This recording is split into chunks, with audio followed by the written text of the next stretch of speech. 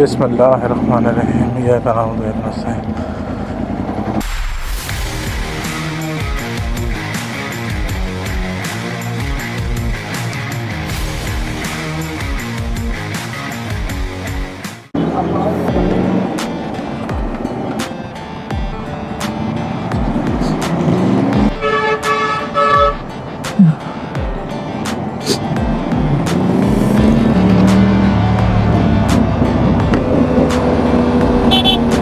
Stand stand stand.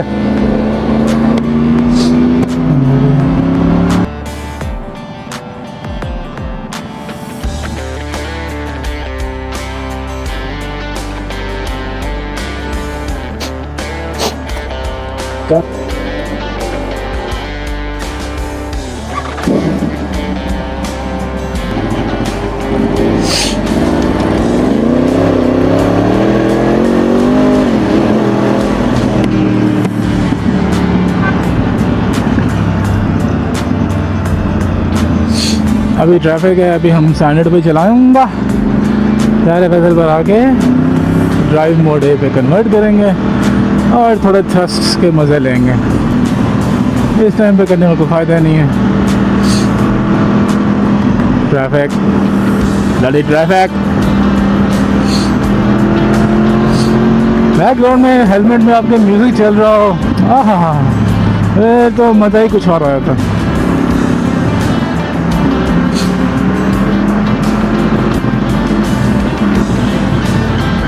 इस bike को वैसे डेली ड्राइव में ला कर ये ट्रैफिक में और इस टाइम पे चला के ना इतना मसल मेमोरी इसके साथ बन गई है, इतना वो आइडिया हो गया है कि अल्लाह की मेहरबानी से अब इसको चलाते हुए जो फियर फैक्टर था ना ट्रैफिक का, वो ख़त्म ही हो गया। अब ऐसा लगता है शायद मैं 125 चला रहा हूँ। I can comparatively when I was like initially when I start riding this bike, अब like I am very used to it. It doesn't scare me like that. Like in terms of maneuvering, वैसे तो भाई it scares the shit out of me.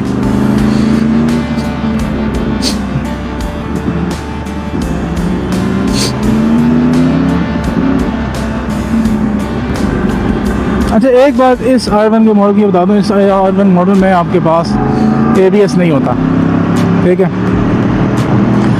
Now there are pros and cons to it. Cons of not having an ABS is कि obviously अगर आपने एकदम से break दबाई तो वो पूरा का पूरा व्हील लॉक करने की करेगा कोशिश। The more force you exert to it, the more the brake will try to lock the wheel down and more skids कर सकता है और might you lose your balance and traction और वो dangerous हो सकता है, especially during wet surfaces. So the only thing you need to be aware of while riding a bike with no ABS is कि आप बहुत progressively इसकी break लगाओ, try to use the maximum of the engine braking power that you have, उसके बाद slowly and progressively use your rear brakes और फिर उसके साथ साथ use your front brake. Never discount the power of your front brakes. In fact, think of it as an 80-20 rule. 80% of your braking power comes from your front brakes and only 20% comes from your rear brakes. Think of it logically. जब आप break दबा रहे होते हो तो आपका सारा वजन जो है वो आगे को पुश हो रहा होता है। पीछे से व्हील जो है वो बेशक रुकने की कोशिश कर रहा हो मगर सारा फोर्स आगे जा रहा होता है, जिसकी वजह से आगे को पुश मिल रहा होता है और व्हील आगे फिर भी स्पिन नहीं कर रहा होता। On the other hand, if you're using your front brakes as well, so it helps you get the maximum amount of braking power possible. और obviously एकदम से दबा के छोड़ना नहीं होता, प्रोग्रेसिवली करना होता है। और अल्लाह ना करे कभी ऐसी सिचुएशन में आप फंसे हो कि जिसमें आपको एमरजेंसी ब्रेक्स लगानी हो, तो उसमें भी don't lose your cool, sensibly try to reduce as much risk as possible और progressively इसको lose करो। Trust me, you're better off taking the hit while still sitting on the bike rather than you know on the road and bike just getting around randomly anywhere. So this isn't me speaking from experience. Allah का शुक्र है मेरे साथ ऐसा नहीं हुआ. ये सारा का सारा थैंक्स टू अल्लाह कि उसने बचा के रखा हुआ है मुझे. But from logical point of view the simulations that I have run on my brain this makes the most logical sense. So okay, that was the con, and what a huge con it is. What about the pro? Well, the pros of having a non-ABS brake is that you actually feel the raw power, and you are actually riding a raw machine, feeling its raw power and feeling the raw power of the brakes as well. So you are actually riding the bike without any assistance from the bike. So that gives you that raw, pure feeling of enjoying a motorcycle, which is the main purpose of enjoying or buying these bikes in the first place. You're not buying these bikes to experience the new techs that are in market.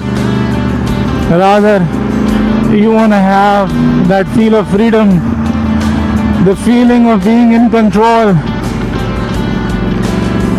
In freedom, boy, in freedom. So that's the only pros at it. And seasonal bikers, they know what I'm talking about. कि इसका अपना मज़ा कुछ और है. You must have heard about that old saying, na, the bigger the risk, the higher the reward. Yeah, there is a risk. Don't get me wrong. But जो मज़ा आप इंटरनल ले रहे होते हो ना वो कुछ और ही है. और plus it always keeps you on your toes, right? You are always attentive to your surrounding. You are predicting like 2-3 cars ahead कि किस तरह से लोग क्या मूवमेंट करेंगे, किधर जाएंगे. सो इसलिए तो उसको रॉ फीलिंग कहते हैं. और इस वजह से I personally never like BMWs. They're just so much hooked up on these gadgets, these driving assists. There is so much that's there कि वो एक actual जो raw original fun है ना बाइक का वो आप lose कर देते हो. And let's not forget जो इसकी brakes हैं, they're not cheap. Like the second generation, first generation Hayabusa, they were very known for their poor braking power, right? So like, but even those after the 2013 model, I guess, or 12 or 13.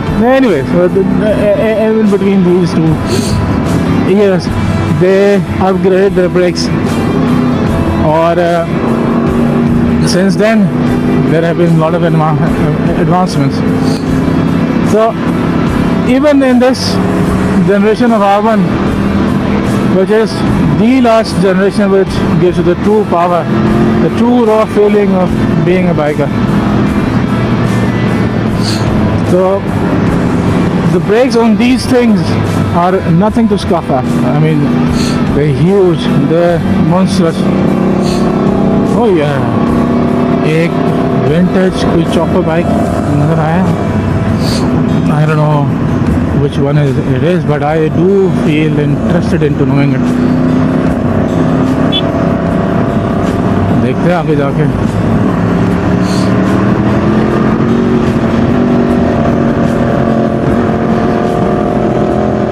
Oh, please don't try to race me.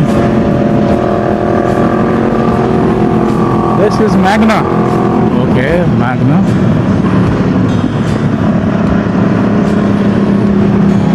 Magna, you're gonna force me into doing a lot of Google about you. Oh, anyway, as I was saying, इसके front brakes, 3 disc calipers, rear 2, or on both sides. So nothing of a joke.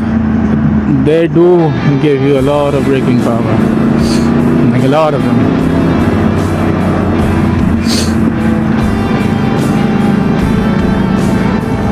अभी तक मौका नहीं मिला कि मैं ए पे shift करूँ. ट्रैफिक इतनी है. No point in shifting to a. I like these kind of cruiser bikes. The old vintage, you know, a big displacement, not so heavy. मज़ेदार.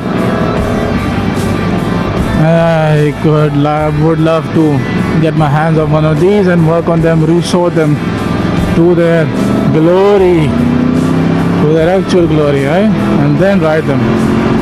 New paint and everything करो और क्या निखार आता है ना इनका. Take care, brother.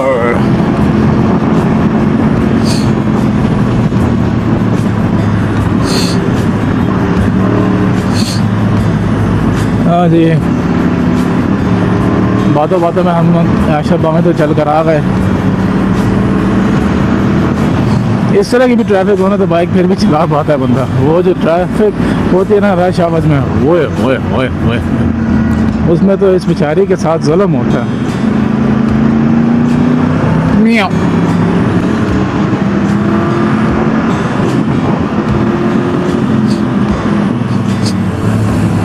अभी तो देखो मैंने लगाई ब्रेक पाँव से ना हाथ से, बट इंजन ब्रेकिंग से ही सारी स्पीड मैंने लूज़ कर दी. इसलिए मैंने लास्ट टाइम मैंने कहा था 0% थ्रोटल पे मैं 10% फ्यूल कट ऑफ करूँगा.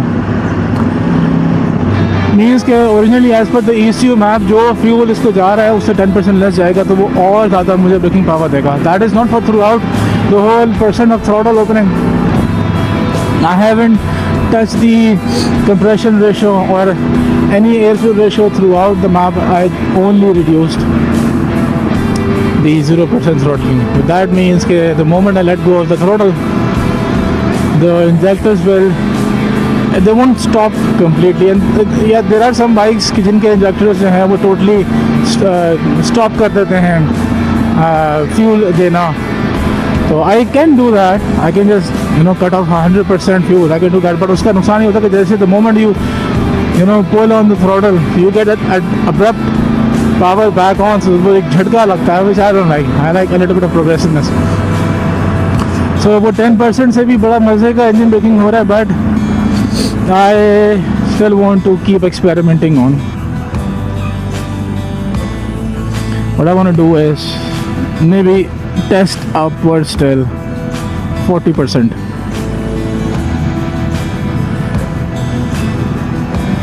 Everyone's going, so might as well.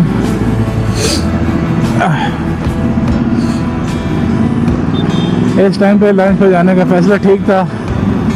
जुम्मे का दिन था. आई न्यू कि यार रश कम होगा एंड आई वाज राइट. हम ऑलमोस्ट पहुंच गए हैं. अच्छा, ये जो ब्रेकिंग का तो चलो अपनी जगह मिलता ही है. उसके अलावा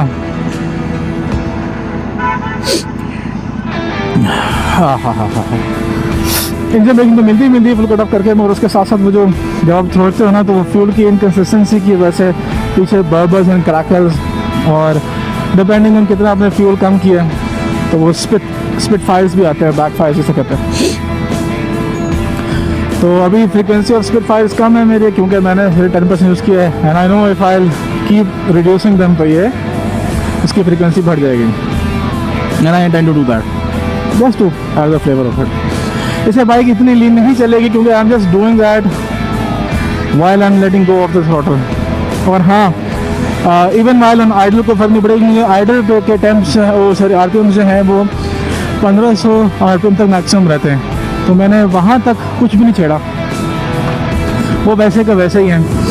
1500 से अबव के RPM जो हैं वो उन रिडक्शन किए. How dare you. हाँ, पप्पा पहले जाएंगे.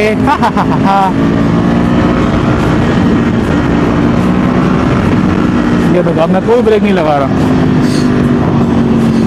ये स्पीड से स्पीड से इंजन ब्रेकिंग जो है वो बाइक को, ये देखो, it's losing speed. See, but this is what I meant by. I don't know if they're gonna let me take my bike inside from here or if there is any other route.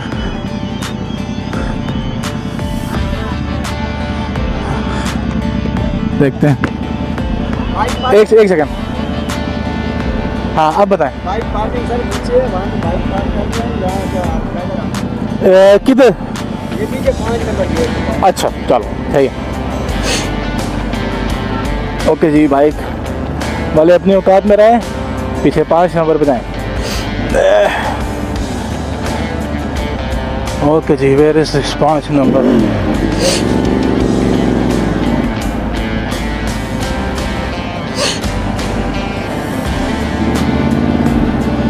So 5 number. Where is the 5 number? Is this the 5 number? I think I will have maybe that's the 5 number.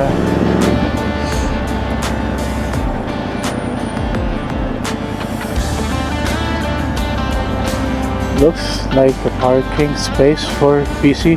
And if it is, ये cards PC के ही हैं. There's a bike that went in, so probably right space.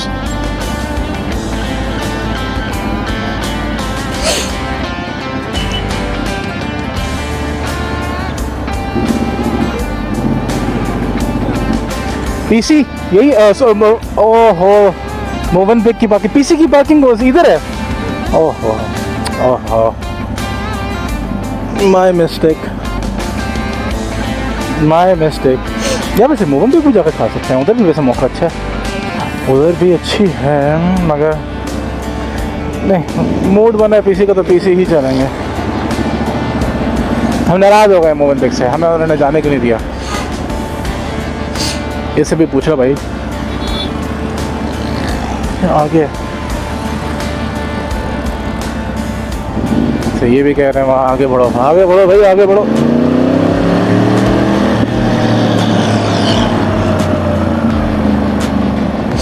Drama हो रहा है हमारे साथ, हम गाड़ी नहीं लाए तो अब ऐसा करोगे हमारे साथ हैं यार. गाड़ी से महंगी ही है ये, चलो गाड़ी जितनी ही है.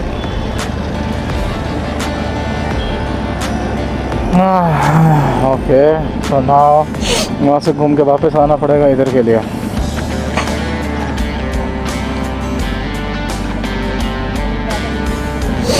मैं गलती से मोवन पे चला गया था, बातों में भूल गया था कि पीछे राइट हैंड साइड पर आता है यार. हज़ारों दफ़ा आए फिर भी ये हाल है. बादाम खाने पड़ेंगे, वैसे भी सर्दियाँ तो आ ही गई हैं.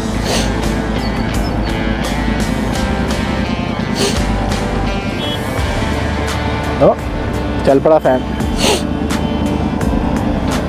I don't know why the moment ये 160 हमेशा बजाता है मैं फ़ौरन झुक के देखता हूँ कि भाई फ़ैन चल गया ना.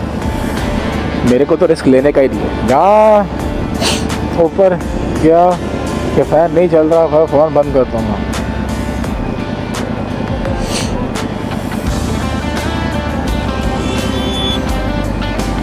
मौका मिल गया जाने का.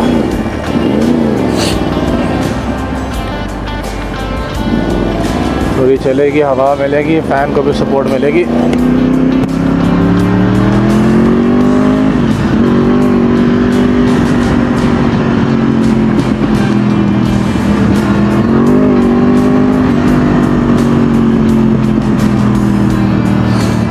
ये बंद कर दिया, ये भी बंद कर दिया.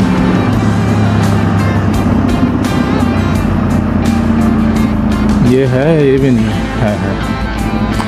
अच्छा स्पीकिंग ऑफ ब्रेकिंग, एक एडवाइस ज़रूर करूँगा, जो उसके ओरिजिनल ब्रेक्स हैं उनको अगर आप अपग्रेड करना चाहो तो it will be a good idea. Go for an organic copper based brakes, EMCs. वो ब्रेकिंग बहुत अच्छी देते हैं, और इवन दो कि वो हाई टेम्प्स भी आए हुए हों तो वो अपनी ब्रेकिंग पावर लूज नहीं करते. मैं जो ब्रेक डाला है that's EMC copper full organic brakes, और उनका है कि वो 900 डिग्री सेंटीग्रेड के टेम्परेचर्स पे भी वो इफेक्टिवली काम करते हैं. तो वहाँ तक की तो गारंटी है, तो गारंटी वहाँ तक है, तो उसके बाद भी थोड़ा बहुत तो गुजारा होगा. तो this is the exit. Yes, this is the entrance. This is the entrance.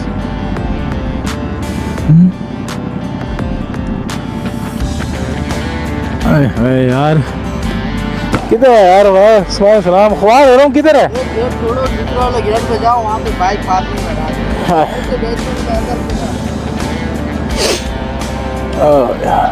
ridiculous. But क्या कर सकते हैं, थोड़ा सा ग्राउंड को ही जाना पड़ेगा. ये गेट, इसके पीछे वाला gate. Okay, let's C.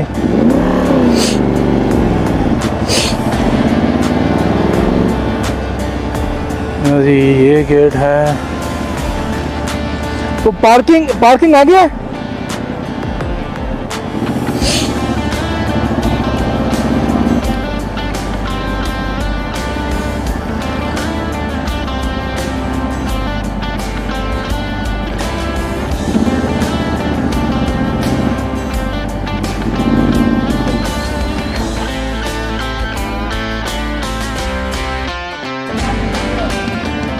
Lunch.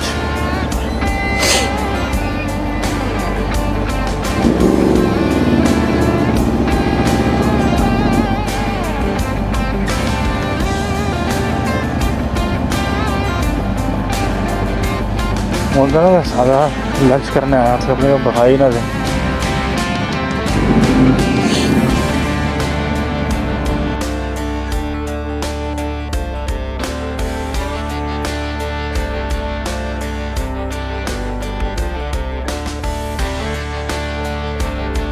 बस ये भी ठीक है. वैसे मेरे ध्यान में यही था. ओके. 1000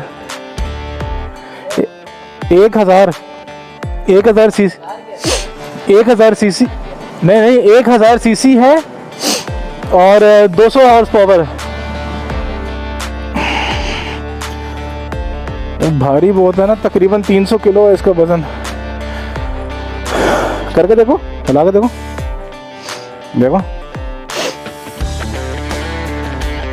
है ना. गया नहीं, खैर वो तो ट्यूबलेस होता है ये. इसका टायर बस पे, हाँ खुदा ना खास अल्लाह ना करे हो तो वो हो जाता है.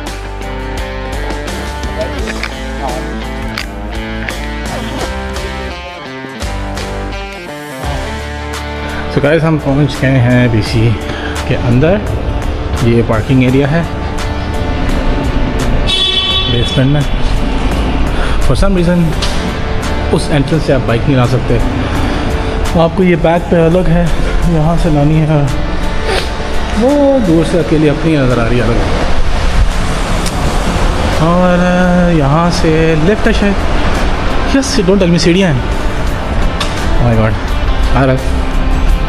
आज देखते हैं और क्या क्या सरप्राइज़ मिलता है हमें आगे. आई वाज़ नॉट एक्सपेक्टिंग कि यार लिफ्ट नहीं होगा, स्टेयर से जाना पड़ेगा. But this is fire exit. It definitely would be an elevator here somewhere. If not वापस आना पड़ेगा. तो हम ढूंढते हैं एलिवेटर, उसके बाद मिलते हैं थोड़ी देर में. और ये रहा लिफ्ट. एलिवेटर पे बिल्कुल लैंड में छुप के बैठा हुआ जा रहा है. सिक्योरिटी से गुजरेंगे. वालेकुम सलाम. स्टेज से जाना पड़ेगा वेट फॉर सम रीज़न. हमारे 5 स्टार रेस्टोरेंट की या होटल की लिफ्ट नहीं चल रही है और यहाँ से तो ऊपर का रास्ता नहीं है. तो बड़ी महीना. हो वाह वाह वाह. ओके, शायद उनका एजेंडा कस्टमर्स को फिट एंड स्लिम करवाने का है. They are encouraging them to walk and so we are.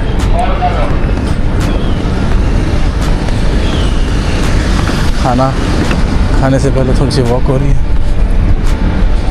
ये थोड़ी सी वॉक जो है वो खाना पिछला नाश्ता हज़म करवाएगी, है ना. मिलते हैं एंट्रेंस पे. ये रहे आ गया ना एंट्रेंस पे. I will have to walk and take out everything.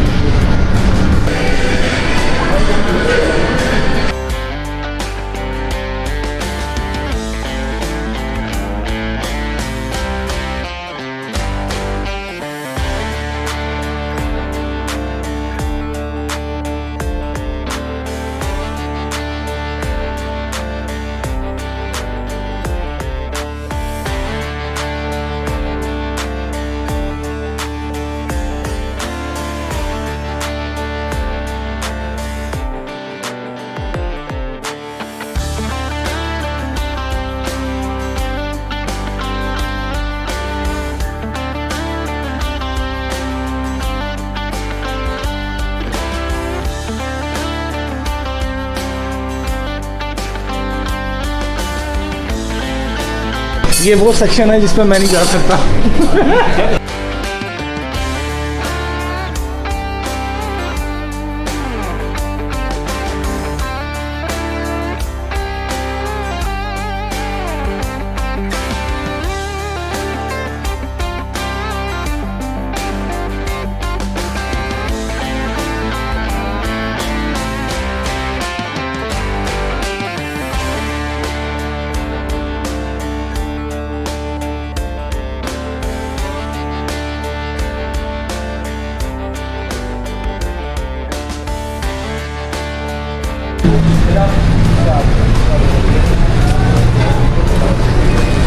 तो जी खाना वाना खा लिया, अब जाते हैं पार्किंग पे। मिलते हैं थोड़ी देर में बाइक के ऊपर।